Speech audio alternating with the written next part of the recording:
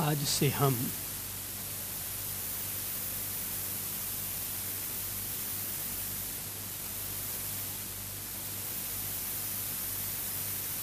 एक ऐसे समुद्र तट पर चहलकदमी करने का प्रयत्न कर रहे हैं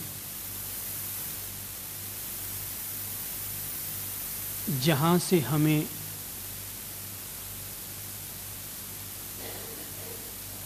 इस किनारे का सौंदर्य तो नजर आएगा ही, साथ ही साथ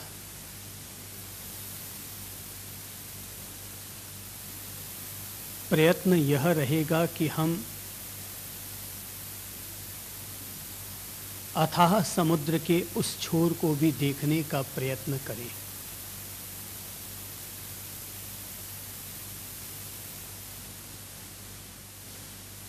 एक किनारा वह है जहां हम खड़े हैं,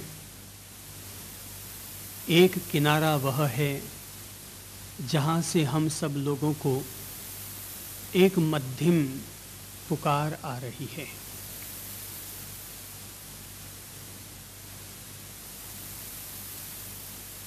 ऐसे लग रहा है कि जैसे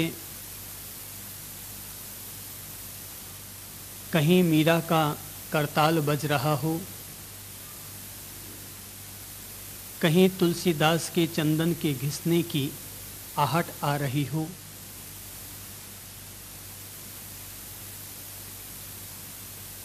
कहीं से गोपाल मुरलिया वाले की बंशी का वादन हमें निमंत्रण दे रहा हो,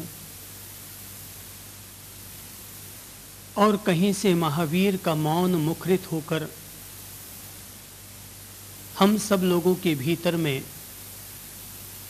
मुक्ति की एक अलग प्यास जगा रही हो।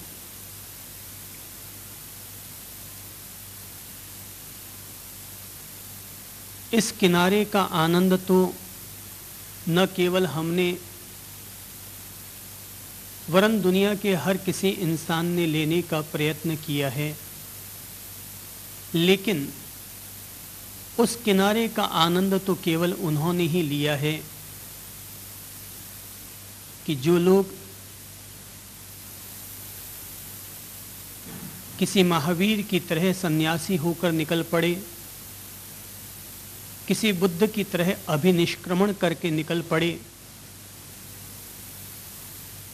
किसी मीरा की तरह दीवाने होकर के निकल पड़े।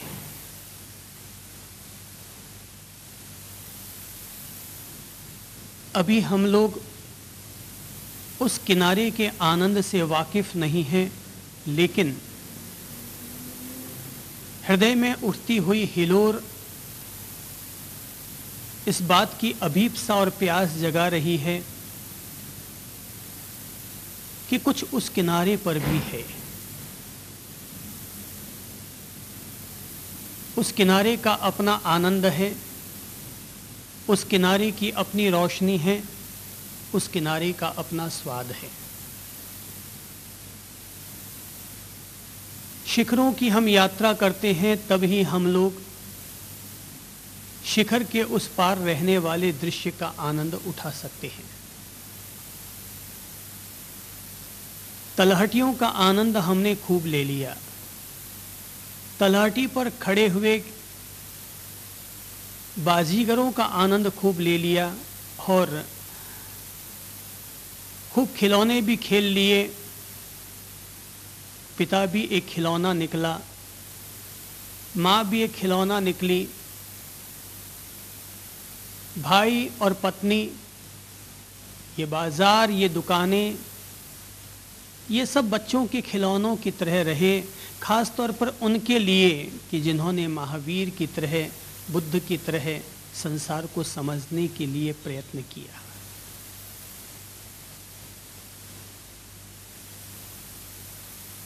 जीवन में अध्यात्म की हिलोर तभी उठती है जब इंसान के जीवन में एक साथ दो चीजें मुखरित होती हैं।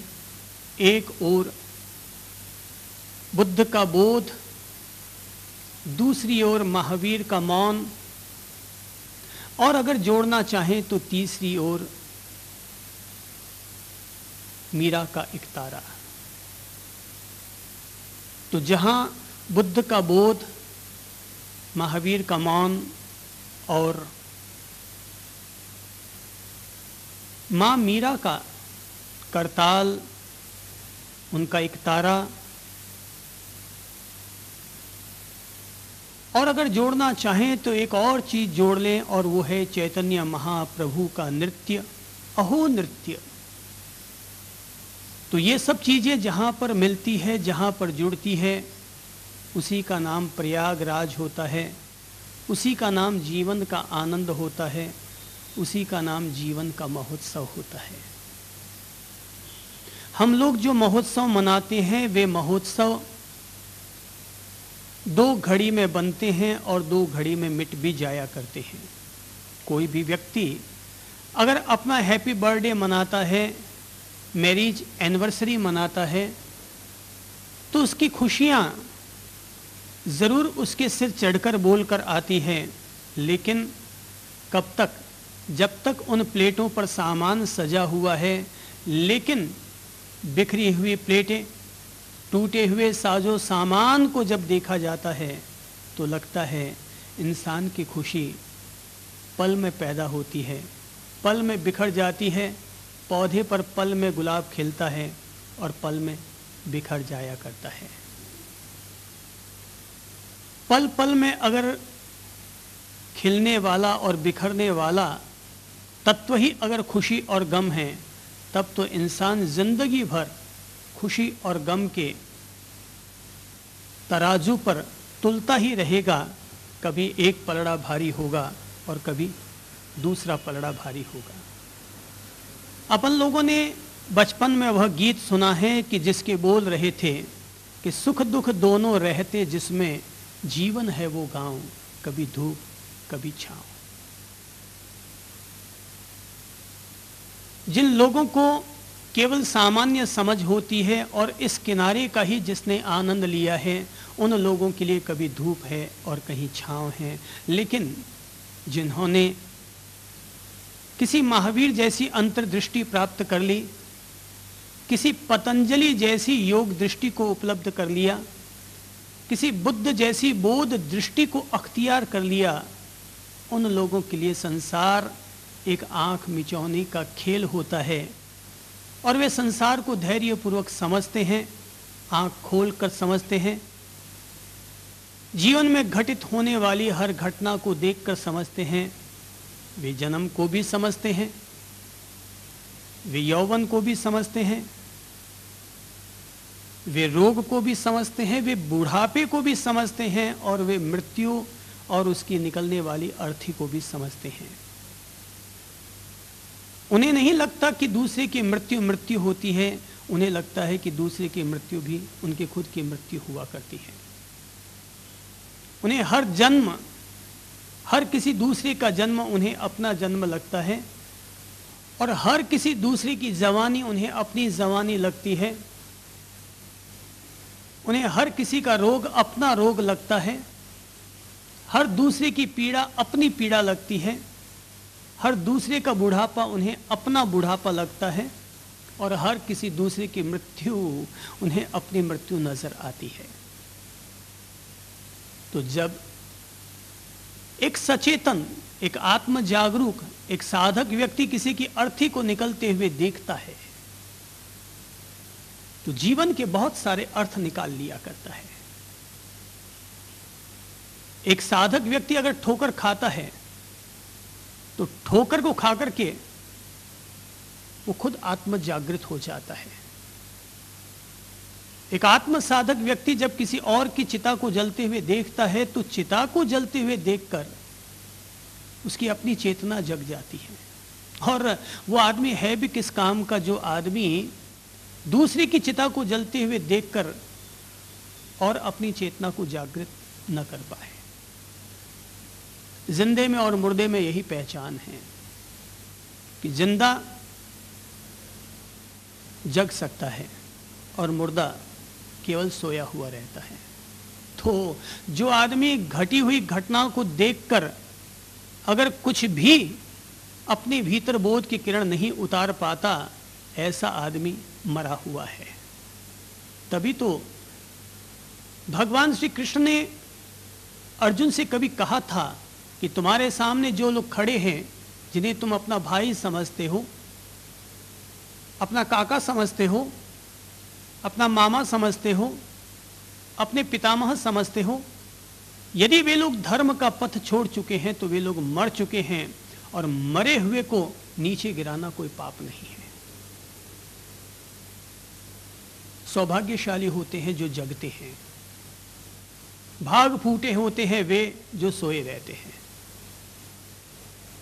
उगता हुआ सूरज हमें जगाता है, डूबता हुआ सूरज हमें सुला देता है। जिंदगी में भी ऐसे ही हम लोग सोते और जगते हैं, पर